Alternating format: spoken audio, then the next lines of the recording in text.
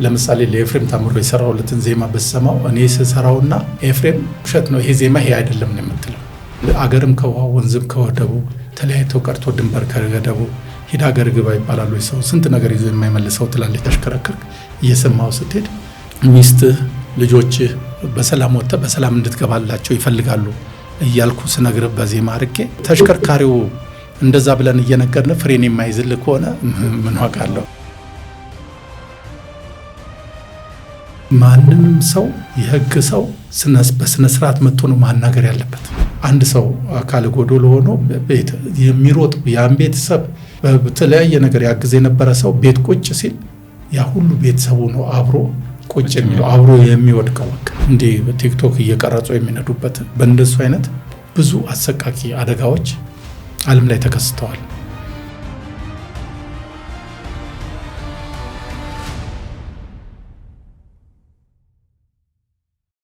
ከዚህ ላይ ቴዲ ታነሳበታለህ ብዬ የማስበው ዘሌነ ካክቶታል።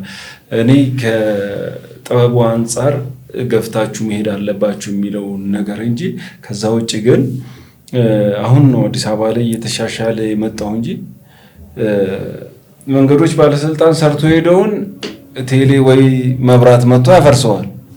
ማንም ሳያሳውቅ ምን ሳይል ውሃ መጥቶ ይቆፍረዋል። እነዚህ ተቋማት አልተናበቡም ነበር። አሁን ግን መንገድ ቆፍረ መልሰ እንደነበር አስተካክለ ሂድ የሚል ነገር ስለመጣም ይሄ ያልከው ነገር ያስኬዳል፣ ሁሉንም ይነካል።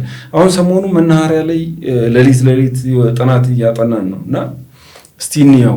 በተለይ ከመናኸሪያ የሚወጡ ተሽከርካሪዎች ናቸው በቅርብ ጊዜ 6-5 የሚሆኑ ወደ 300-200 የሚደርሱ ውድ የሆኑ ዜጎቻችንን ያሳጡን በሚል እዚህ ያየን ነበርና አንዱ መኪና ከዚህ ከፊልትሩ አካባቢ በቃ ለማቋረጥ ዝናብ የሚዘንብ ነው ይመስል የሚፈሰው ዘይትም ያረ ነዳጅም ነገር ነው የፊልትሩ። ከዛ 14 ሰው ጭኗል። ህሊናችን መፍቀድ አልቻለም። በቃ የሚመለከተው ተቆጣጣሪ ነው የጠራ ነው። ምንድነው ስንል አይ ትላንት ተጋጅቶ እኮ ሰርቪስም አላደረግነው እናሰራዋለን ብለን ነው። ይሄ መኪና መውጣት የለበት፣ ከወጣ ኃላፊነቱን የመናኸሪያው ኃላፊ ውሰድ ያለው። ወዲያውኑ ሌላ መኪና ተሳፋሪዎች እንዳይጉላሉ መኪና ተቀየረላቸው። በኋላ ላይ ያሳያቸዋለሁ እንደው ለተመልካቾች የሚቻል ቪዲዮ ቀርጬዋለሁ። ዛሬ ደግሞ ያንን መኪና አገኘሁት አስተካክሎ መጣ። እንግዲህ ምንድነው ያለኝ፣ ለምንድነው የማታስተካክለው? እየፈሰሰ አይደል? ሲሄድ ይቆማል መኪና የሚሰራ ሮቦት አለው እዛ ውስጥ ማለት ነው። እና ብዙ ነገሮችን ይነካል። እዚህ ጋር ተሽከርካሪዎች ስትል ደህና የሆኑ ተሽከርካሪዎች እየገቡ አይደለም የሚለውን የሚያስገባው አካል ሊያስተካክል ይገባል። ብዙ ነገሮች ይነካልና ተሽከርካሪዎቻችን ራሱ ምን ብቁ ናቸው ወስታስ እሱ እንግዲህ ቴክኒካል ሰው ስለሆነ ዘመረ ስታር እኔ ከጥበቡ ጋር ነው መንገድ ደህንነት ረጅም ዓመት ስለሰራሁበት የምታዘባችሁ አለኝና ያንተስ ትዝብት ምንድነው እንድትመልስልኝ ነው። ከዛ በፊት ቅድም ያነሳው እኛ ይሄን ሚዲያ ስንጀምር የኔ ወዳጆች ደውለው እንዴ በዚህ ዘመን የ3 ሰከንድ ቲክቶክ የማይጨርስ ትውልድ ላይ ዘፈንና እስክታ ከለመደ ትውልድ ላይ ከአደጋው በስተጀርባ የሚል ፕሮግራም አዘጋጀንና አደጋ የደረሰባቸውን ሰዎች ደን ቼክ እናደርጋለንና እኛ የለም አትድከማሉ። እኛ ላባችን ዘፈን መስፈን ወይም ዩቲዩበር ማብዛት አይደለም ፈተናችን ነው። አሁን እኛ ለምሳሌ እንደዚህ አይነት ወሬ ከምናወራ የሆነ ኢንተርቴይንመንት ነገር ብንጀምር ቫይራል ይወጣል በአንድ ሳምንት ውስጥ ማለት ነው። እኛ ከየኔ ያህል ቪዲዮ እየለቀቅን የተወሰኑ ሰዎች ነው የሚያዩት። ያ ፈተና ነገም ይቀጥላል። ስለዚህ ያን ፈተናም እንደገና ሪስታርት አድርገህ እንድጀምረው ነው። ግን ትዝብቴ ምንድነው ዘፈኖቻችሁ ስትዘፍኑ ክሊፖቻችሁን ታዝበ ከሆነ ስልክ እያወሩ መንዳት ክልክል ነው የሚል አገር ላይ የእናንተ ዘፈኖች የእናንተ ጥበብ ሰዎች ስልክ እያወራ ድራይቭ የምታስደርጉ ቪዲዮ የምትለቁ አንድ መኪና ስታሽከረክር በእኛ ሙያ 9 ሰዓት ከሩብ ወይም በደረት ትይዩ መሪያዝ ብለን እያስተማር እንግዲህ ፐብሊክ ነው እናንተ እጁን እንደዚህ አድርጎ እጁን አውጥቶ ክሊፕ የሚሰራ መንገድ ቅድም ብላል መንገድ የተሰራ ለአስፓልት እንጂ መንገድ አዘርተው ክሊፕ የሚያሰሩ ጥበበኞች መንገድ እንግዲህ ሲያሽከረክር ነው ማውራ ሰውየው ፐብሊክ ነው። አንዳንድ ጊዜ ማየት የተሳነው ሰው ክሊፕ ሲሰራ ይቻላል። ይሄ ለትውልዱ ምንድን ነው የምታስተላልፈው? ይህን እንደኔ ታዝበዋል ወይ? ትልቅ ትዝብት ነው። ትልቅ ነገር ነው። እውነት ነው። ይሄ ምንም የሚካድ አይደለም። ለምን መሰለህ? ክሊፖቹ እዛው ላይ ተጭነው ስላሉ የሚካድ አይደለም። በመጀመሪያ ቅድም የነገርኩ ይሄን ነው። ሳይኮሎጂካሊ ሰዎች ጋር ዜማ፣ ግጥም፣ ክሊፕ ምን ከመስራታችን በፊት ብዙ የምንወያያቸው ነገሮች አሉ። እነሱን ለመቅረጽ ነው። አሁን በማን ላይ ነው አንተ አሁን እንደዚህ አውጥተህ እንደው በአንድ እጅ የትኛው ሀገር ላይ እየኖርክ ነው? ዱባይ አይደለ ወይ? እንዲህ በየትኛው ህብረተሰብ ትላንት አጨብጭቦ ከየኪሱ አውጥቶ እንትን ባለ የገዛልህ እሱ ነው፣ ሌላ አይደለም። ያ መኪናና እሱ ላይ ብዙ እንታዘባለን። እንደዚህ እጅ አውጥቶ በዝናብ እኮ እየረጩት ነው የሚሄዱት። ይሄንን ብዙ ሰው እንደዚህ አይነት ኮሜንት ይነግረናል፣ ይሰጠናል። ግን ምንድነው ይሄ ሁሉም ላይ አይደለም። የተወሰኑ እንደ ድል ሆኖ ምን መሰለኝ ሀገር ላይ ያሉ ነገሮች እንደ ድል ሆኖ አንድ እረኛ መጥቶ እረኝነት ስራ እንትን መሆኑ አይደለም። ግን ከብት ከመጠበቅ ቀጥታ አዲስ አበባ ቀጥታ ወይ አሜሪካ ተገባና ስትገባ ትልቅ ልዩነት አለው። ቢያንስ በደረጃ ብትወጣ ጥሩ ነው። በደረጃ ብትወጣ ጥሩ ነው። እንትን ነው። ለምሳሌ አሁን የምንቃወማቸው አሉ። ዝም ብሎ ተነስተ ሲኖትራክ መንዳት ምንም ወይንም ፈረስ ጋሪ ትነዳ ከነበር ከዛ ተነስተ ዝም ብሎ ሲኖትራክ መንዳት እንደዛ ነው። በዚህ በዘፈኑም ዓለም ውስጥ እንደሱ አይነት ነገር አለ። ሁልጊዜ በደረጃ ስትወጣ ጥሩ ነው። በደረጃ የማትወጣው ነገር ሲሆን ግን እነዚህ አይነት ነገሮች ይገጥማሉ። እና እነዚህ ደግሞ ያው እንደነዚህ አይነት ነገሮች ተቺ ያስፈልጋል፣ የግድ ነው። እንደዚህ አይነት ተቺዎች ከሌሉ እየታረቀ አይሄድም። ርቅ የሚለው እየተተቸን ስንሄድ ነው። እየተተቸን ስንሄድ እንደዚህም ነገር አለ እንደ ምናምን ትላለህ። እና ደግሞ በብዛት እኛ ሀገር ላይ ለምሳሌ እንደዚህ ነገሮች ከምን ተፈጠሩ መሰለ? ለክሊፕ አዲስ ነን። ክሊፕ ለሚባለው ነገር ሁልጊዜ ሽግግሮቻችን አሁን በቅርቡ ነው ወደ ቪዥዋላይዝድ ወደ ሆኑ ነገሮች የተሸጋገር ነው። ኦዲዮ ካሴት ላይ ነበርን። ከዛ በኋላ ኦዲዮ ሲዲ ሆነ፣ ከዛ ቪሲዲ ሆነ። አሁን ደግሞ ክሊፖች ወደሚባሉ ነገሮች ላይ ተሸጋገርን። ስንሸጋገር ሁሉም በእውቀት አይደለም እየሰራ እየሞከርክ እየተሳሳትክ እየሞከርክ በቃ እንደሱ እያረክ እንጂ መጀመሪያ ከዚህ ከእንትን ትምህርት ቤት ውስጥ ተፈትኖ ወይ ደግሞ በዚህ ተምሮ የሆነ ነገር አውቆ የወጣ አይደለም።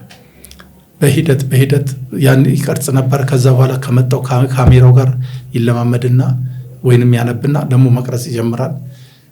ዳይሬክትም ሲያደርግ ሌሎችን ዳይሬክቲንግ ማድረግ እንጂ በዳይሬክቲንግ ተምሮ ምናምን አይደል። እነዚህ ነገሮች በሙሉ አሁን ነው የመጡት። በተለይ ግን ስክሪፕት ራይቲንግም ላይ እንደዛ ነበር። ቀረጻዎች ሲከናወኑ መንገድ ደህንነትን ያማከሉ ማድረግ እኮ ይቻላል። አስፋልቱን ተጠቅሞ የመኪና መንገዱን ተጠቅሞ፣ ነገር ግን ስንቀርጽ ለተሽከርካሪ ጀርባችንን ሰተን መሆን የለበትም። ወይ ደግሞ እንደውም አንድ የጎተራ ማሳለጫም ላይ አይተናል። እንደሱ ከሷ እንግል አይደለም የሚዲያ ሰው ፐብሊክ ነው። ህፃናት ከህፃናት ከትንሽ እነሱንም ይቀርጻል። እሱን ነው አንተ ስለተመቸህ ነገርኩህ። ሀዘን ቤትና ሰርግ ቤት የየራሱ ቅል በየቅሉ መሆን አለበት። አስፋልቱ የተሰራ ለክሊፕ አይደለም። በቃ 4 ነጥብ ለመኪና ነው የተሰራ። እንግዲህ ትናንት እንዳንል በዚህ አመት ውስጥ አንድ ትልቅ ድግ ምድረው ቢባሉ ይሄ ፕሮግራም አድርጋ አስፋልት ላይ ዘፈን ያ አንተና እኔ የምንገነዘበው ህፃናት ያን አስፋልት የመኪና ብቻ ነው ማደግ አለባቸው። ግን ምን ያ ክሊፕ ምንድን የሚያሳየው አስፋልት ዳር መስፈን ይቻላል። ድግስ ቦታ አይደለም። ያ መንግስት የሰራው ለአስፋልቱ ለመኪና መንገድ ነው። የሰው መንገድ አለ፣ የክሊፕ ቦታ መምረጥ አለ። አሁን አንተ የምታየውን ትክክል ነው። መንገድ ጫፍና ጫፍ አዘግተህ እኮ ለ30 ደቂቃ መቅረጹ ያን ያለ ፋክተር ያመጣል አይደለም። ይሄ የምትፈጥረው የምታስተላልፈው መልዕክት አደገኛ ነው። ልክ ነው፣ አደገኛ ነው። በጣም አስፈሪ ነው እኮ። አሁን ወደ ምን አደገ ደግሞ? አሁን ደግሞ ቲክቶክ መጥቷል። አስፓልቶቻችን እኮ የቲክቶክ መስሪያ ሆኗል። ልክ ነው። ዘፋኙ ቲክቶከሩ ምንም አስፓልት ላይ ነው። ባለፈው ሌላም ስለምናነሳ ነው። ስለዚህ እንደናንተ የተለያዩ ሰዎች እዚህ ላይ መልእክት እንድታስተላልፉ ነው። ልክ ነው። ብዙ ነገሮች አሉ። አሁን እናንተ ካላችሁት ውጪ እዚህ ቲክቶክ ያው ዘመኑ እንደዛ ሆነና ምን ፈጠረ መሰለህ? አሁን ያው ነው ቪው መሰብሰብ ምናምን የሚሉት ነገር ነው። ስለዚህ መኪና ላይ እንደዚህ ቁጭ አድርገው እንደዚህ እየሄድኩ ነው አሁን እንደዚህ ቅብርጥስ ያው እየታየች ነው ላይቭ እና እንደዛ ሆኖ አደጋ የደረሰበት ሰውም አለ ማቀው ከና አደጋው እዛው ላይ ታየ እና ይሄ ያልሆነ ለምን መሰለህ? ፍራክሽናል ሰከንድ ነው አደጋ። እንደዚህ ብላ እንዲህ እስከምትመለስ የሆነ አደጋ ገጥሟታል ማለት ነው። ፍራክሽናል ሰከንድ ነው አደጋ። ይሄን ያህል ተጠንቅቀ ምናምን የምትለው አይደለም። እንዲህ ብለህ ስትነሳ ገጥሟል በቃ አደጋ። እና እንደዚህ አይነት ነገር መንጃ ፈቃድ መቼ ነው ያወጣ? እንጃ ቆይቻለሁ። እንግዲህ 10 ምናምን ዓመት መንጃ ፈቃድ አስተምሬያለሁና እንግዲህ እንዴት አወጣው? ስንት ዓመት ነው? ቆይቷል። ብዙ ነው። በጥበብ ተጠቅመን ያወጣው ነው ተምረህ? እኔ ስለነግሬሃለሁ አይደል? እኔ ከትራንስፖርት ጋር በጣም በልጅነቴ ነው ያው የተገናኘሁትና ታክሲ ሲመጣ ከውይይት ጀምሮ ነዳ ነበር። ውይይት ነበረኝ። ውይይት እንግዲህ ያው ውይይት ይሄኛው ትውልድ የሚያቀም አይመስለኝም አለ የተወሰኑ መርካቶ ላይ ውይይት ነበረኝ። እንደውም ቅድም ነግሬሃለሁ አይደል? ላነሳብህ ነበር። በውይይት ከመርካቶ ነው ከመርካቶ አዲሱ ገበያ ነበር ምነዳውና ሰው ጭኜ እና በዛ ጊዜ ዜማ ደራሲ ነኝ፣ ግጥም ደራሲ ነኝና ሲጠሩኝ ቆይ እንትን ነኝ እላለሁ። ውይይት አንዴ በመርካቶ ጭኜ ደርሼ ስመጣ እናንተ ጋር እመጣለሁ እላቸዋለሁ ስላቸው ይሄ ልጅ ከጎጃም ከጎንደር የሚመጡትን እየጫነ ዜማ ከነሱ ገምነውስ እየዘረፈ እንደሱ ይባል ነበርና ከውይይት ነው የጀመርኩት። ውይይት ነበረኝ። ከዛ ሚኒባስ እያልኩ ፎርድም ነበር። ፎርድ ማለት ከርከሮ የሚሏቸው ነበር። ምሳሌ ከአዲሱ ገበያው ይወጡና ወደ ምንድነው ወደ ሱሉልታ የተለያዩ ቦታዎች ጋር ሰርተው ይመጡ ነበር። አይ ወደ ሱሉልታና ከሱሉልታ እንደዚህ ወደ ውስጥ የሚገቡበት ቦታ አለ። እዛ ሁሉ ሰርተውና እንደዛ እያልኩ ውይይት በተለይ ከዳወጣተን ጤና ነበር ማለት እንደዛ ነው። የኛ ጊዜ ምንም የኛ ጊዜ እንደዚህ አይደለም። አደገኛም ነበር። የኛ ጊዜ እንደዚህ አይደለም፣ ዋዛ አይደለም። የኛ ጊዜ ትንሽ ከበድ ይላል። እንደሞ የምታወጣው ገና ሁለተኛ መንጃ ፍቃድ ምናምን እያሳደክ ነው እንጂ ውይይት ስትል ግን በተለይ የቤተሰብ መገናኘት ነገር አሉ። እዛው ላይ ብዙዎች የተዳሩበት አጋጣሚ አለ። ውይይት እንዲህ ፊት ለፊት ተያይ ስለሆነ እንደውም የከበበው ቀልድ አለች።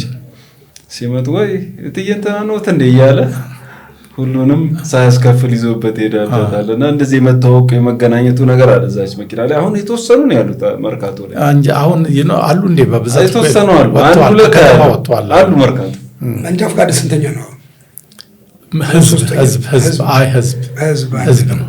በዛ በማሽከርከሪውት አላማ ያው ስለምንታማኛም በእኛ በኩል መንጃ ፈቃድ የምናስተምር ሰዎች ከኮረፕሽን ንጹህ አይደሉም። መንጃ ፈቃድ አሰጣጡ አሁንም መስመር ያላዘም። ቅድም አንድ እንድትዝል ይፈልገው ያው መንጃ ፈቃድ ከድሮ ሲቀየር ዘል ከባድ መኪና ምናምን ነው የጀመረው። አሁን ደግሞ ህጉ ተመልሷል። አሁን ብዙ ደረቅ ሁለት የሚባለው ወይም ሴኖ ለመንዳት መጀመሪያ ደረቅ አንድ ታወጣለህ። እዛ 2 ዓመት ቆይተህ በ2 ዓመት ኤክስፒሪየንስ አሁን የሚሰጠው መንጃ ፈቃድ ቴምፖራሪ ነው የሚባለው። ለ2 ዓመት ቴምፖራሪ ነው። በዛ በ2 ዓመት ውስጥ ሪከርድ ከበዛ እንደገና ነው የምትመለሰው። ስለዚህ የደረጃ ሆኗል። ወደ ኋላ ተመልሰን ማለት ነው።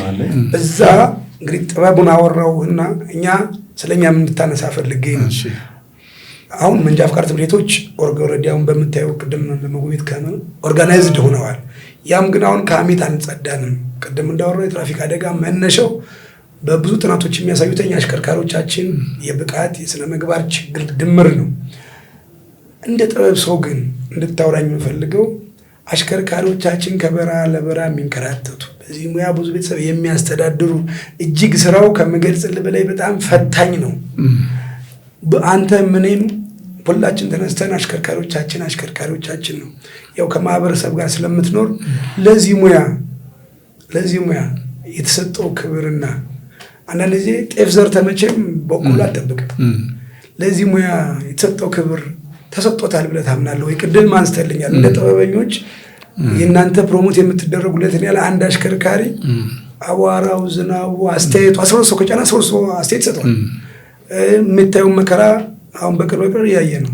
ለሙያው የሙያ ሰው የጥበብ ሰው ስለሆንክ ለዚህ ሙያ ተፈላጊ እንትን ተሰጥቶታል ወይ? አሽከርካሪስ ለአንተ ምንድን ነው? እሺ ምንድን ነው በእውነት እንግዲህ ሁሉንም በደፈናው አይደለም የምናወራው። አሽከርካሪ ሲባል በጣም ምግባረ ሰናይ በጣም ብዙ አሽከርካሪ ብቻ አይደለም። ለነገሩ እኛ ሀገር ላይ ብዙ አሉ። እንደዚህ መምህር አለ፣ ወታደር አለ፣ አሽከርካሪ አለ። እንደዚህ የምታነሳቸው በጣም መምህር እኔን አስተምሮ እኔ ዲግሪ እንድጭን እኔ ሌላ እንትን እንዳረግ አድርጎ እሱ ግን እዛችሁ ሆኖ የሚታሽ ነው እና ለሱ ብዙ ክብር ላይ ወታደር እኔ እዚች ቆሜ ለመኖሬ እሱ እዛ የደም መስዋዕትነት የሚከፍል ነው። ብዙ ክብር አናይ። አሽከርካሪ አንድ ቀን በአሰብ የሚመጣው ነገር ቢቆም ማለት በዚህ ቦቴ አንድ የሚመጣው ነገር ቢቆም እዚች እስትንፋሳችን ሁሉ ቀጥን የምትለው። በአንድ ወቅት ላይ አፋር ሄጄ ነበርና አድማ መጥተው ነበር አሽከርካሪዎች። ቆይቷል ጊዜውና ቀጥ አረጉ፣ ቆሙ። ለምን መሰለኝ የቆሙት? የሆነ ሰው የሆነ አሽከርካሪን ከዛው አካባቢ ያሉ የሆነ ጎሳዎች ናቸው አሉ መጥተው ገለውት። መግደል አይደለም ገሎ አንድ ሰው እንትን ማለት ውስጡን እንደዚህ እንትን ብሎ ለሆነ እንትን እንዲታይ በቃ የሆነ ኢሹ እንዲሆን አውጥተው ምናምንና በቃ ይቅርብን አሉ። አሽከርካሪዎቹ በሙሉ አቆሙ። እስከ መቼ እንደዚህ እየተገደልን እንኖራለን? እስከ መቼ? ሁልጊዜ ነው። እንዴት ጥበቃ ይደረግልን? እንዴት ከለላ አይሰጠንም? እንዴት ራሳችንን የምንጠብቅበት ነገር አይፈቀድልንም ብለው አቆሙ። እና ስታይ ያለው ነገር በጣም ያሳዝናል። እና ብዙ እንደዚህ የማይነገርላቸው ጀግኖች አሉን። ለነሱ እውነቴን እንምልህ ክብር ተሰጥቷል ብዬ አላስብም። ማለት ብዙ ጊዜ እኔ እንግዲህ የኖርኩትን እናንተ ልጆች ናቸው። በሽግግር ነው ኃይለ ሥላሴ ደርግ ምናምን እያልን ልጅም ቢሆን ከዛ እንደዚህ እያልን በሽግግር ነው የኖርነው። እና በዚህ በሽግግር ውስጥ እቺ አገር ስትሰራ ዝም ብላ አይደለም የምትሰራውና ወጣቱ ሁልጊዜ እንደተዋከበ እንትን እንዳለ ነው። ምን አለት በደንብ እርግጥ ብሎ እኔ በኔ እድሜ እንግዲህ እቺ ሀገር እርግጥ ብላ መቼ እንደማያት ራሱ ሁልጊዜ እናፍቃለሁ፣ ጓጓለሁ። ማለት እነዚህ ሀሳቦቻችንን እንደ ልብ የምንመኘውን ነገር የምንመኘውን ክብር አንድ ጊዜ ለወታደር ምን ብለን ነበረ? እንደሱ አቅርበን ነበር። የትኛውም ቦታ ላይ ሲገባ ሁለት ነገር፣ አንደኛ በእድሜ ትልቅ የሆኑ ሰዎች አርበኞች ቢያንስ በየትኛውም ተሽከርካሪ ገብተው ሲሄዱ በክብር። አሁን እኮ ትልቅ ሰው ሲገባ እንኳን ከመቀመጫ የሚነሳ ሰው አታገኝም። እንደዚህ የለም። እና እንደዚህ አይነት ክብሮች ብዙ አናይም። ይሄ ትክክል ነው። ልክ በዚሁ ልክ በስነ ምግባር ብልሹ የሆኑ ሹፌሮች የሉም ወይ ምናምን ብዙ ነገሮች ይኖራሉ። ግን በብዛት እንደማስታየው ብዙ እኛ ሀገር ላይ ክብር የሚሰጠው መሰጠት የሚገባው ሰዎች ብዙ አሉ። ወይንም ደግሞ እንዲህ ብዙ ግንዛቤ ማህበረሰባችን ውስጥ አለ ወይ ብዬ ሳስብ እኔም ደፍሬ ለመናገር ያነሳውልህም ለምንድን ነው? ስለ ትራፊክ አደጋ መከፋት እናወራለን፣ ሪስክ እናወራለን። የሚከላከሉልን አሽከርካሪዎቻችን ነው። ካላከበር ነው ውጤቱም የከፋ ነው ብዬ ስለማምን ነው። በተለይ ቅድም እያነሳ ነበር ከሙያ ወጣቶችን ለማፍራት በሙያው ላይ ረጅም ጊዜ እንዲያሳልፉ እያደረግ ያለው ጥረት አሁን ውጤቱን አይተናል። አንዳንዶቹን በህይወት ብናጣቸውም በተፈጥሮ ሞት ብናጣቸውም ነገር ግን ምን አይነት ስነ ምግባር የተላበሱ እንደሆኑ መመስከር ይቻላልና አሁን ደግሞ ወደ ማሽከርከሩ የሚመጡትን ማሽከርከር ላይ ያሉት ያስቸጋሪው ወጣትነት ባህሪ ያለና የቱ ነው መቅደም ያለበት? ማሽከርከሩ ነው ወይስ ባህሪያችን መታረቅ? እስቲ ይሄን ነገር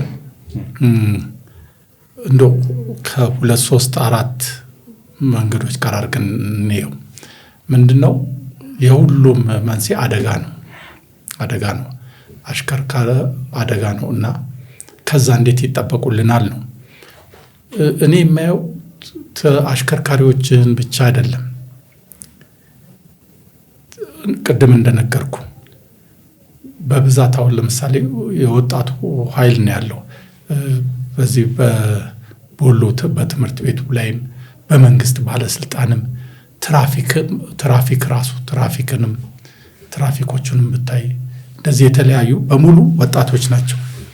እነዚህ አጠቃላይ ተከታታይ የሆነ ግንዛቤ ያስፈልጋቸዋል። ለምሳሌ በእኔ ጊዜ አንድ ትራፊክ በእኛ ዘመን በእኛ እድሜ አንድ ትራፊክ ይመጣና ጥፋት ሳጠፋ ሰላምታ ሰጥቶኝ መንጃ ፍቃድ ይላል። መንጃ ፍቃድ እንዲህ አጥፍታል ምናምን ነው። አሁን ምናምን ነው ነውር ነው አይባልም። ማንንም ሰው የህግ ሰው በስነ ስርዓት መጥቶ ነው ማናገር ያለበት። ይህን የተወሰኑ ትራፊኮች ላይ በአይኔ ያየሁትን የምነግር። ስለዚህ አሽከርካሪዎችም ገና ቆም ሲለው ምንድነው ምናምን ብሎ ሊነሳ ሊጣላ ምናምን የሚወጣ አለ። ጥፋት አጥፍቶ እኮ ነው። ሳያጠፋ ቢሆን ጥሩ ነው። አጥፍቶ አይቻለሁ። ይህንንም ያየኋቸውን ብቻ ነው የምነግርህ። እንግዲህ የሆነ ይሄ ቦሎ ምናምን ላይም ያየኋቸው ችግሮች አሉ። መኪናው ያለሟላውን ነገር አሟልታ ተብሎ ሲያልፍ እና እያንዳንዱ ላይ ምን ይፈልጋል መሰለ? አንዱ ላይ ብቻ አይደለም፣ ሁሉም ላይ አጠቃላይ በተለይ ወጣቱ ትውልድ ስለሆነ የሚረክፈውም ለዚህ ነገርም ተጠቂ እንደዛ ስለሆነ ወጣቱ ትውልድ ስለ ከመንግስት ባለስልጣናቱ ጀምሮ ወይንም ደግሞ ከህግ አስፈጻሚው ህግ አርቃቂው እነዚህ ነገሮች ላይ በሙሉ ምንድነው ያስፈልጋል መሰለ? የጋራ ግንዛቤ ሁሉ ጊዜ በየጊዜው ለምን መሰለ ትውልድ ከስር እየበቀለን የሚመጣው እና የሆነ ቦታ ላይ እንዳይስት ሁሉ ጊዜ በየጊዜው የግንዛቤ ማስጨበጫ ፕሮግራሞች መደረግና ማስተማር የግድ ይለናል። ይህንን በበሰሉ ሰዎች በተለይ ኪነ ጥበብ ለዚህ ትልቅ ለህብረተሰብ ቅርብ ስለሆነ እንደነዚህ አይነት ነገሮችን የማስተማር እኛም ነን። እኔ ራሴንም እንትን እላለሁ ራሴን ገስጻለሁ። ማለት አንዳንድ ጊዜ ገፍተህ ካልሄድክ ማንኛውም ሰው መጥቶ በቃ ይሄን ስራልኝ አይልም። ግን የምናውቃቸው ችግሮችን እንደዚህ አይነት ችግሮች አላንም አይደለም። እውነቴን የምልህ ብዙ ነገሮችን የትኛውም ቦታ ላይ መግባት ስለምችል የትኛውንም ባለስልጣን የትኛውም ሚኒስቴር መስሪያ ቤት በክብር ስለሚቀበሉን የትኛውም አስተዳደር ቦታዎች ላይ ያሉትን ነገሮች ከመናገር ወደኋላ አንልም። እንዲህ አሁን ያልኳችሁን በወጣቶችም ይሆኑ በወጣት ትራፊኮችም ይሆኑ የምናያቸውን ነገሮች ሁልጊዜ ሳንናገር ወደኋላ አንቀርም። ግን ምንድነው የተወሰነውን ብቻ ስለተናገርክ ሳይሆን የጋራ ግንዛቤ ሁልጊዜ እንደዚህ አይነት ነገሮች መሰጠት አለባቸው። እንግዲህ አገር እንደ አገር እንድቀጥል እነዚህ ነገሮች በየትኛውም ዓለም እኮ ነው፣ በእኛ ብቻ አይደለም ያለው። እነዚህ ነገሮች ግን ምንድነው ሁልጊዜ በትምህርት እየተሰራ ነው። ትውልድ እየተሰራ ነው የሚሄደው። በአንድ ጀንበር ተሰርቶ የሆነ ደረጃ ላይ የደረሰ የለም። ትኩረትስ ዘርፉ ለሀገር ኢኮኖሚ እንዲሁም የተለያዩ ማህበራዊና ኢኮኖሚያዊ ጉዳዮችን ለማስፈጸም ዛሬም እዚህ ጉዳይ ላይ ስንመጣ ትራንስፖርት ነው አንዱ ሚና የተጫወተውና ዘርፉስ ከተለያዩ ነገሮች የጸዳ ነው ብለን እናስባለን። በተለይ ትኩረት የተሰጠው አይመስለኝም። አሁን አልፎ የመጡ የመንግስት አመራሮች ትኩረት ሰጥተውት ዘርፉም በከፍተኛ አመራር እንዲመራ እየተደረገ ያለበት ሁኔታ አለና መንገድ ደህንነትም ተጠቃሎ አንድ ተቋም እንዲመራው እየተደረገ ያለበት ሁኔታ አለና ግን እንደዛም ሆኖ ከሚሰጠው ጥቅም አንፃር ትኩረቱ በዛው ልክ እንደውም ኪነ ጥበቡ ሳይሆን ኪነ ጥበብ ባለሙያው ሳይሆን መምጣት ያለበት የመንግስት አካላቱ ነው ወደ ኪነ ጥበብ ባለሙያው የትናችሁ ብሎ መምጣት ያለበት። ምክንያቱም ከዚህ ቀደም አይተናል በህዳሴ ግድብም ሀገር ኢትዮ ኤርትራ ጦርነትም የተለያዩ የጤና ጉዳዮች ሲገጥሙንም የኪነ ጥበብ ባለሙያዎች የትናችሁ ብለን ያሰባሰብ ነው እና እዚህ ላይ ምን ትኩረት ተሰጥቶታል ብለን ማሰብ እንችላለን? እንግዲህ መቼም ዝም ብዬ ትኩረት ሳይሆን ራሱ የኪነ ጥበብ ባለሙያውስ ምን ያህል እውቀት አለው ነው እኮ አሁን ሌላ አይደለም። እኛስ ራሱ ምን ያህል እውቀት አለን? በጣም የሚገርማችሁ ነገር በቅርቡ የኢትዮጵያ ንግድ መርከብ ገባን። ዝም ብሎ አንዳንድ አሳስመንቶች ለመስራት ገባንና ከጓደኞቼ ጋር የሰማነው ነገር ይሄ ነገር ኢትዮጵያ ውስጥ እኛ አለን ወይ እሱ አለ ወይ እኛ አለን እንደዚህ አለን። ምንም የምናውቀው ነገር የለም። ስለ ንግድ መርከቦቻችን ምንም እውቀቱ የለን። በቃ እኛ ያላወቅን ደግሞ የኛ አይነት ስንት ሚሊዮን ህዝብ አለ እና በቃ አዝነን ግን አንዳንድ ሀሳቦች ይዘን ወጣን። እንዴት ታዲያ ይሄን ነገር ወደ ማህበረሰባችን ማስገባት አለብን የሚለውን ሀሳብ ይዘን ወጣን እና እንደዚህ ነው የምልህ ብዙ ነገሮች የማናቃቸው ግን ዝም ብሎ በተወሰነ ብቻ ተሸፍነው ዝም ብሎ እንዲተሸፋፍነው የሚሄዱ አሉ በትውልዱ። እኔ እስከዚህ እድሜ ድረስ ካላወቅኩት ያን ቦታ እንዴ ሌላው ወጣቱማ ምናምን እንዴት ማን ያውቀዋል? እና ብዙ እንደዚህ አይነት ነገሮች አሉና ሁልጊዜ እኛስ ራሱ ስለዚህ ነገር በቂ ግንዛቤ ያለን ወይ እናውቃለን ወይ ብለን ስናስብ በጣም ይወረድልን። ምክንያቱም እዚህ አንዲት እንትን ላይ ነች ለምሳሌ የባህል ሙዚቃ ዘመናዊ ሙዚቃ ምናምን ብለን እየጨፈርን ያለነው አንዲት እንትን ነች። እንደ ኢትዮጵያ እናስባለን እንደ ኢትዮጵያ ለምሳሌ የአፋሩ የኔ ነው፣ የጋምቤላ የኔ ነው፣ የዚህ የኔ ነው አይነት ስሜት ያም ይሄም እኔ ነኝ አይነት ስሜት አለን ወይ ብለህ ብትል የለም። ምናልባት እቺ ገበያዋ ላይ ወይ ደግሞ ክለብ ነገር ላይ ምናምን እንደዚህ የፊቷ ነች ያለችው እና እዚች ላይ ተጠምደን ሰው እንዴ ስለ ሀገር እዚህ ጋር እንደዚህ አይነት ነገር አለ፣ እንዲህ አይነት አደጋ እያንዣበበ ነው፣ እዚህ ጋር ወንድምና ወንድም እያለቀ ነው ምናምን ምን እናድርግ እስቲ የኛ ኃላፊነት እዚህ ላይ ምንድን ነው የሚል ነገር ለማሰብ በነገራችን ላይ ኪነ ጥበብ የተወሰነ ስልጠና ነው የሚፈልገው የኪነ ጥበብ ባለሙያ። ከዛ ያንን ነገር ደግሞ በጥበብ የመግለጽ አቅሙና ጸጋው ተሰጥቶታል ብዬ አስባለሁ። አዎ ዘላለም ጋር ያየሁት ያለው ነገር ከጥበብ በስተጀርባ ቅድም ስናወራ ስለነበረ ነው። መንገድ ደህንነት ላይ ብዙ እየደከምክ ነው። መድከም ግን አንተ ብቻ የምታውቀው፣ እኔ ራሱ አላውቅም። እኔ አሁን ዘርፉ ላይ ረጅም ዓመት ነው የቆየሁትና የሚገርመው ከ7 ከ8 ዓመት በፊት ቅድም ስናወራ እንደነበረው ከግማሽ ሚሊዮን ብር በላይ ወጪ አድርገህ ቪዲዮ እስካሁን አለ እንዳልኩ አልጋ ባልጋ ስላልሆነ በአንተ ጥበብ ሌላ ነገር ብትሰራ ኖሮ ስፖንሰሩ ብዙ ይሆን ነበር። አሁንም በቅርብ ሌላ አዲስ በመንገድ ደህንነት ላይ ትልቅ ስራ ለመስራት ዝግጅት እንዳለ መረጃው አለኝ።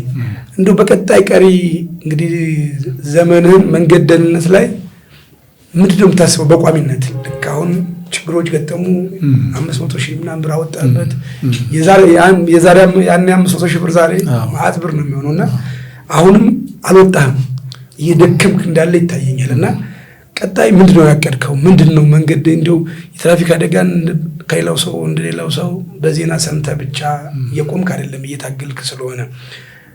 በቅርብ አንዲት ልጅ አሽከርካሪ ኢንተርቪው ሳደርጋት ያለችኝም ብነግር ይገርምሃል። እንግዲህ የጥበብ ሰው ቅድሙ ያሙህ ወደው አይደለም እዛ መኪና ላይ ነው ጥበብ ይዘህ የምትሄድና ምን እንደምታስብ አላውቅም። ምን እንዳለች ነገር አለ።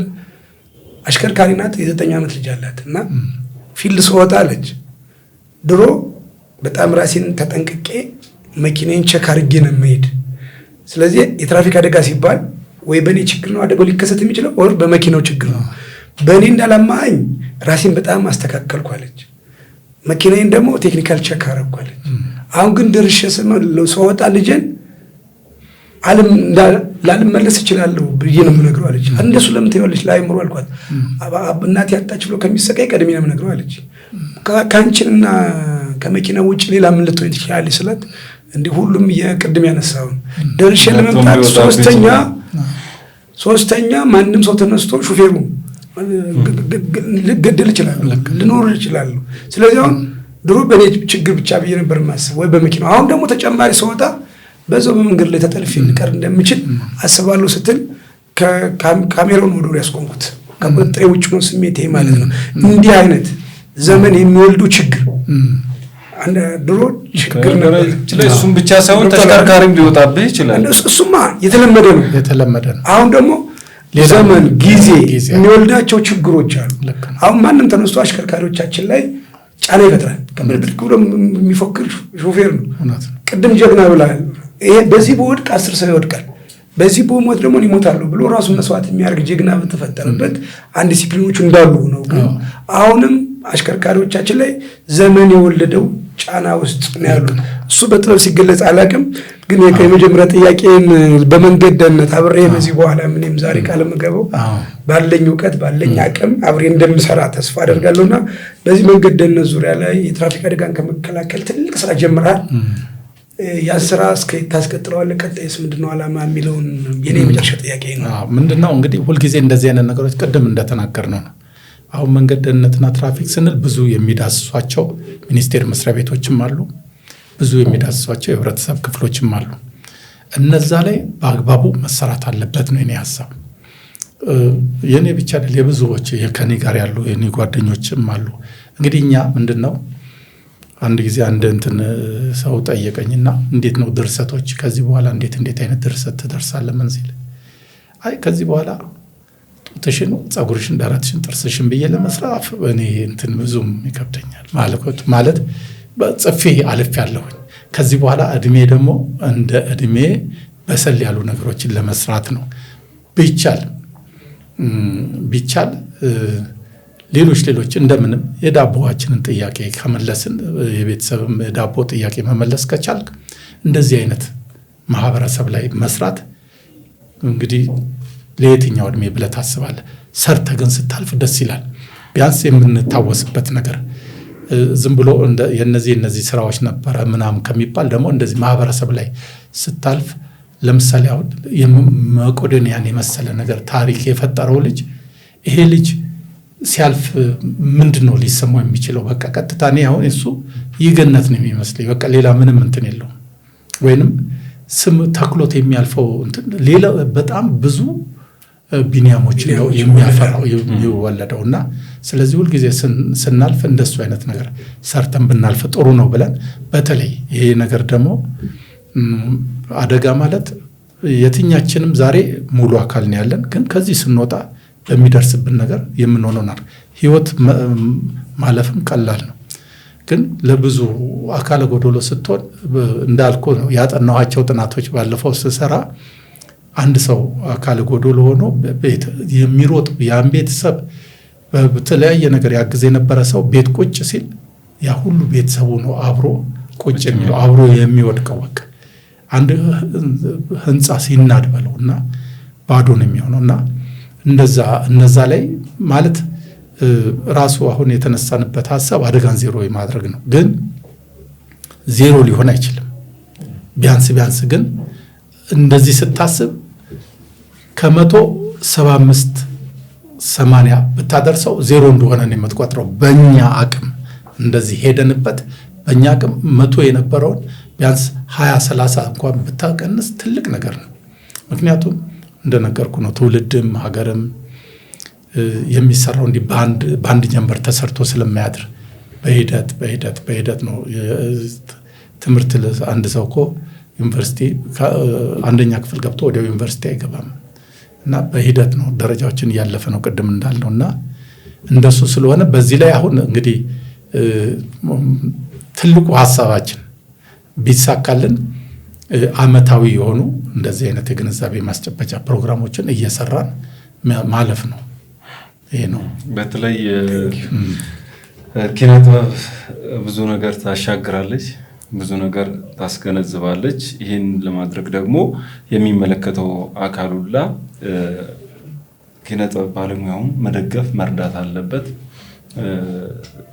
የግንዛቤ የሚሆኑ ለንቅናቄ የሚሆኑ ጽሁፎችን ይዘው ሲሞጡም በራቸውን ክፍት አድርገው መቀበል አለባቸው። ለዚህ ዋጋ ስንከፍል ሌሎቹን ነገሮች ማዳን እንችላለን ብዬ አስባለሁ። በነገራችን ላይ ያው ስለ ዘሌ ስናወራ ቅድም ያላነሳ ነው ወደ ኢየሩሳሌም አስጎብኝም ነው፣ ሁሉም ላይ ነው የሚሳተፈውና ኢየሩሳሌም መሄድ የሚፈልጉ አድማጮቻችንም ተመልካቾቻችንም መሳተፍ ይችላሉ፣ ዘሌ ማግኘት ይችላሉ። ዛይን ሚዲያ የሚባልም የራሱ አለውና በጣም ብዙ ነገሮችን እየሰራ ነው ያለው። ወደፊት ደግሞ ሌሎች ርዕሰ ጉዳዮችን ቀርጸን የጀመራችሁትም ስራ በምን ደረጃ ላይ ደርሷል የሚለውን የምንቃኝ ይሆናል። በመጨረሻ ግን ለእግረኞችም ለአሽከርካሪዎችም ለሌሎችም የምታስተላልፈው መልእክት ካለ እሱን እናድርግና እንጨርስ። አዎ ምንድነው ያው አደጋ ቅድም እንዳወራ ነው። አደጋ ማለት የትንሽ ሰከንድ ነው። አይን እንዲጨፍተ እንዲስት እና አሁን ለምሳሌ ወጣቶቹ የጀመሩት ነገር አለ እንዲህ በቲክቶክ እየቀረጹ የሚነዱበት በእንደሱ አይነት ብዙ አሰቃቂ አደጋዎች ዓለም ላይ ተከስተዋል። መሄድህን ማለት ሁልጊዜ ምን ይላሉ መነሻ መድረሻህን ያስታውቃል ይላሉ። እና አንዳንድ ጊዜ መነሻቸው መድረሻቸውን የማያሳውቁ እንደዚህ አይነት ነገሮች አሉ። ስለዚህ እነዚህ ነገሮችን አቮይድ ማድረግ ምንም ሌላ ነገር አይደለም፣ ለራስ ነው። በመጀመሪያ ለራስ ነው፣ ቀጥሎ ለቤተሰብ ነው፣ ቀጥሎ ደግሞ ራስ ይላል፣ ቤተሰብ ይላል፣ ቀጥሎ አገር ይላል። እንደሱ እያለ ነው የሚቀጥለው። እና እንደነዚህ አይነት ነገሮችን ወጣቶቹ ከእንደነዚህ አይነት ነገር ቢርቁ ማለት ይሄ ዘመን አመጣሹ ነገር ስለሆነና በብዛት በአሁኑ ሰዓት በብዛት እየተስፋፋ ያለው ነው። ሌላው ምንድነው ብዙ ነገር ደግሞ የዚህ አደጋ እየገጠመን ያለው እዚህ ከተማ ላይ ለምሳሌ በአንድ ቀን ብትዞር በርካታ አደጋዎችን ልታይ ትችላለህ። ትናንሽ ግጭቶች ሊሆኑ ይችላሉ፣ ግን በርካታ በየቦታው ልታይ ትችላለህ። ምንድነው እነዚህ ነገሮች የሚፈጠሩት? ትንሽ መታገስ፣ ትንሽ ትዕግስት፣ የተወሰነች ትዕግስት ማጣት፣ የተወሰነች ሰከንድ ትዕግስት ማጣት ለብዙ አደጋ ይጋልጣል።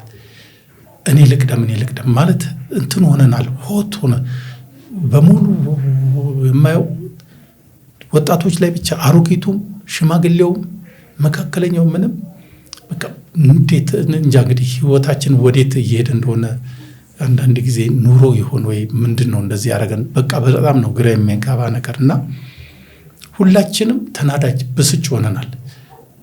በዚህ ሲሄድ አይ ቸኩል ይሆናል ብዬ ቆም ብዬ አላሳልፈውም። ለምን ደፈረኝ አይነት ነገር ነውና እሽቅድምድሙ ትንሽ ባለመታቀስ ብዙ አደጋዎች እየገጠሙ ነው የሚገኙት። ስለዚህ እስቲ እርጋታ ትንሽ በተቻለ መጠን እርግት መንፈሳችንን እስቲ ብንረጋጋስ፣ እስቲ ይለፍ የምንለው ነገር ቢኖር ጥሩ ነው። ይሄን ነገር ለማለት በተለይ በመጨረሻ ብዬ ነበረ ሚዲያችን በተመለከተ ቲዮስ መልቲ ሚዲያ የተለያዩ ርዕሰ ጉዳዮች ላይ ቆይታ ያደርጋል። አንዱና ትልቁ ነገር የአሽከርካሪዎች መከበር አለባቸው።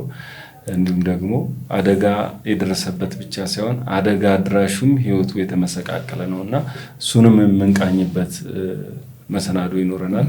ትልቁ ጉዳያችን ግን ከአደጋው በስተጀርባ የሚል አንድ ፕሮግራም አለን። አደጋ የደረሰባቸውን በየቤታቸው እየሄድን እየጎበኘን በፕሮግራሙ ስም የተወሰነው ድጋፍ ይደረግላቸዋል። ሌሎችም እነሱን አይተው እንዲደግፏቸውና የተጎዳን ሰው የተቸገረን ሰው መርዳትም በረከት ነው ቅድም ብለዋል መቄዶንያን ያነሳበትና ያንን በቲዮስ መልቲ ሚዲያ ስም እያደረግነውና ቲዮስ መልቲ ሚዲያ እየሰራ ያለውን ስራ እንዴት ቃኘኸው የሚለውን እናጠቃል። እሺ ማለት እንደነዚህ አይነት ሚዲያዎች የግድ ነው። ይኸውልህ አሁን ግንዛቤ ማስጨበጥ ሲባል እንትን ነው። ከዚህ አንዳንድ ሰዎች ካርቱ ብቻ ይጠብቃሉ። ወይንም ካርት ራሱ ያልበሰለውን ሰው እንዴት ስለ ትልቅ አጀንዳ መጠየቅም አንዳንድ ጊዜ እንትን ነው ቀውስም ይፈጥራል። ስለዚህ ሁላችንም መብሰል አለብን በዚህ ጉዳይ ላይ እና ቀድሞ ያወቀ ቀድሞ ያነበበ ቀድሞ ደግሞ እንደዚህ አይነት ነገር የከፈተ ሁልጊዜ ሊመሰገንና ሊታገዝ ከጎን አለው ሊባል ይገባል። ስለዚህ እውነቴን የምላችሁ አብረን ለመስራት ቃል ገባለሁና ምክንያቱም መታገዝም አብረንም ማስተማር ስላለብንና ትምህርት በሙዚቃ ብቻ አይደለም። ቅድም እንደነገርኩ ነው። አንድ ስራ ሰርተህ ትምህርት ሊሆን አይችልም። ሰፊ ነው ቦታው፣ ይሄ ሜዳው ሰፊ ነው። የዚህ የመንገድ ደህንነትና ትራፊክ አደጋን በተመለከተ በጣም ሰፊ ነው ኢሹ ራሱ። ስለዚህ ይሄን ኢሹ እንዲህ የተወሰነ ግሩፕ ብቻ ምናምን አይደለም፣ ግን ከተወሰነ ግሩፕ ሊጀመር ይችላል። ከተወሰነ ግሩፕ ተጀምሮ ሊሰፋ ይችላል እና ያ የተወሰነ ግሩፕ ለምሳሌ መልቲሚዲያ ጥሩ ነገር መጥቶልናል። ስለዚህ እንደዚህ አይነት እኔም አግዛለሁ፣ ሌሎችም እንዲያግዙ አበረታታለሁ። በዚህ ላይ ያው ቃል ገባለሁ። እኔንም አክብራችሁ ጠርታችሁ እንደው እንድንወያይም እንደዚህ አይነት ነገር ስላረጋችሁኝ ትልቅ ምስጋናዬን አቀርባለሁ። ትልቅ የጥበብ ሰው ዘላለም መኩሪያው ስቱዲዮአችን ድረስ መጣህ። እኔ ዛሬ ተፈጥሮ የፈጣን ነኝና ካንተም ሌሎች አድማጮች እንዴት እንደሚሉት አላውቅም። እኔ ራሴ ሰከን አድርገኛልና በዛ አጋጣሚ በጣም አመሰግናለሁ። እንግዳችን በድጋሚ በጣም እናመሰግናለን። ስከኑ ብለህናል። ትውልዱ ረጋ በሉ ብሎ በልጥ አስተላልፎልንና ሁላችንም ሰክነን ለትውልዱ ጥሩ ነገር እንድናስተላልፍ በያለንበት እንጠቀቅ የሚል መልክ ለማስተላለፍ ነው። በያላችሁበት ሰላማችሁ ይብዛ።